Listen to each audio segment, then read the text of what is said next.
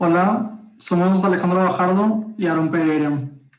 Y en esta diapositiva vamos a exponer el México independiente, específicamente los primeros años de México.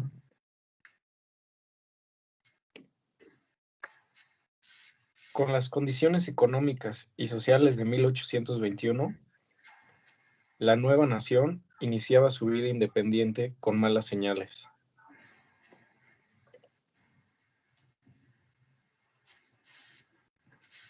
Las reformas borbónicas. Las reformas borbónicas emprendidas durante finales del siglo XVIII para modernizar el funcionamiento del Estado español y aprovechar la prosperidad novohispana afectaron a los novohispanos en su vida social y económica. El anticorporativismo debilitó el funcionamiento de su economía al afectar el viejo grupo de comerciantes de la capital en beneficio de los de la provincia. También debilitó a la Iglesia incautando su capital líquido mediante un decreto de 1804. Este decreto afectaba el dinero del juzgado de las capellanías y obras pías, utilizado como bancos por mineros, comerciantes y rancheros. Las reformas borbónicas habían descentralizado la administración con respecto a la Ciudad de México e intentado centralizarla desde España. Para decidir cómo se gobernaría el imperio en ausencia de Fernando VII, la regencia no encontró otro medio que convocar una reunión a Cortes, declarando la igualdad de todos los habitantes del imperio. Con ello, los americanos adquirieron el derecho a elegir representación. El grupo dominante en las Cortes, que se autodenominó liberal, era progresista y promulgó la Constitución de 1812, que sustituía el régimen absolutista por uno integrado por 3 poderes independientes. La Constitución no concedía toda la autonomía deseada por los criollos, pero satisfacía sus principales anhelos. Con esto, la restauración del absolutismo tras el regreso de Fernando VII al trono en 1814 significó un golpe que contribuyó al desprestigio de la corona.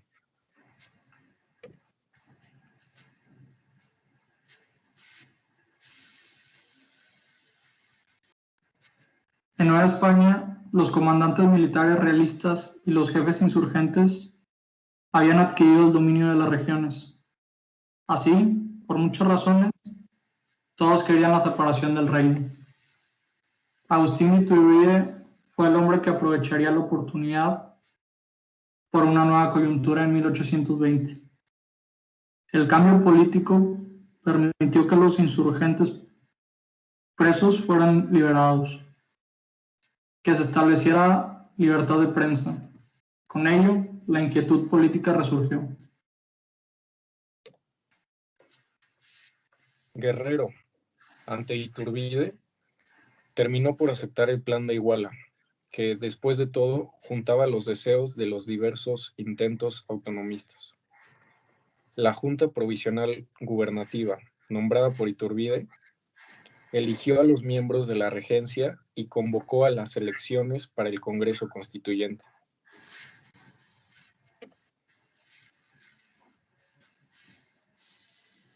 El Congreso asumía la soberanía, mientras que Iturbide insistía en que le correspondía por voluntad nacional. El fracaso del imperio estuvo marcado por el desconocimiento de las Cortes con los tratados de Córdoba que le arrebataron la legitimidad. El ejemplo de Napoleón le dio a Iturbide la oportunidad de ser coronado, pero la cohesión que había dado el optimismo independentista empezaba a romperse, y a esto se sumaba el descontento de los borbonistas. La detención de diputados sospechosos causó el pronunciamiento del general Felipe de la Garza. El emperador logró neutralizarlos, pero se vio forzado a eliminar el Congreso ante su ineficacia, sustituyéndolo por una Junta Nacional Instituyente.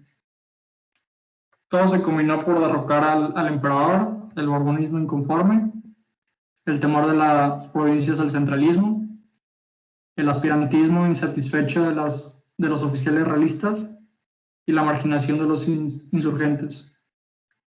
Santa Anna terminó por encabezar en 1823 el plan de Casamata. El plan advertía que no se atentaría contra el emperador, pero exigía la elección de un nuevo Congreso. Iturbide respondió restituyendo el Congreso Constituyente, pero las provincias lo consideraron convocante. El Congreso se resistió a ser sustituido y se procedió a nombrar un supremo poder ejecutivo, investido por un triunvirato en el que lo turnaron los generales Pedro Celestino Negrete, Guerrero, Nicolás Bravo y Guadalupe Victoria. El Congreso desconoció a Iturbide y anuló el Plan de Iguala y los tratados de Córdoba para que el país pudiera adoptar la forma de gobierno que le conviniera. Los firmantes del Plan de Casamata convocaron que las provincias para enviar 2 delegados para formar un gobierno provisional. El Congreso trató de llegar a un acuerdo, pero no lo logró.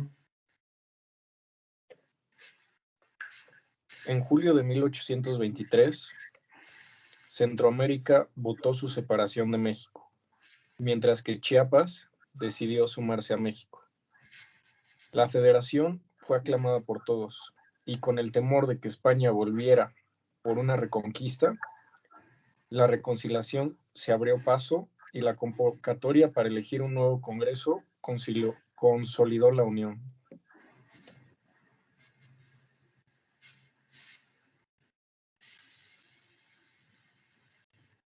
El Supremo Poder Ejecutivo logró evitar los problemas gracias a Lucas Alamán. Venció el desafío regional, atendió el problema del reconocimiento, el problema sandario y la defensa del nuevo Estado, amenazado en bancarrota.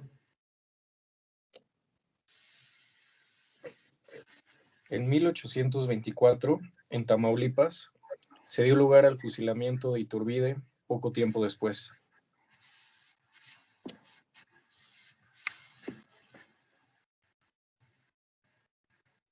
La Constitución de 1824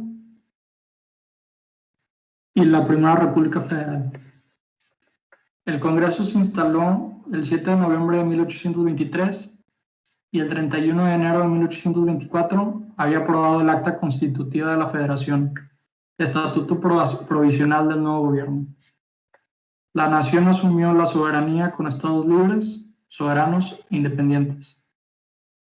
La cuestión de titularidad de la soberanía quedó inconclusa y con ella la duda de que si los diputados representaban a la nación o a sus estados. El modelo principal fue la Constitución de 1812, pero en la fórmula de representación y organización federal se utilizó el modelo norteamericano.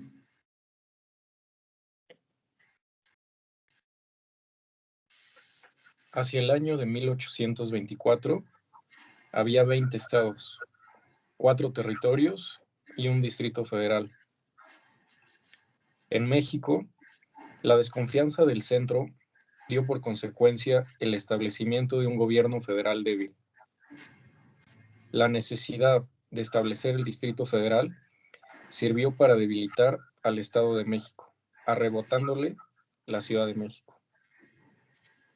Los estados debían aportar a la Federación una cuota fija en dinero y en hombres.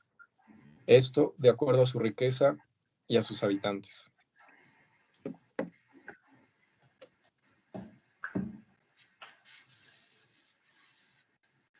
Pues esperamos que les haya gustado este pequeño fragmento de la historia de México. Los esperamos para la siguiente parte y no olviden dejarle like, suscribirse y gracias.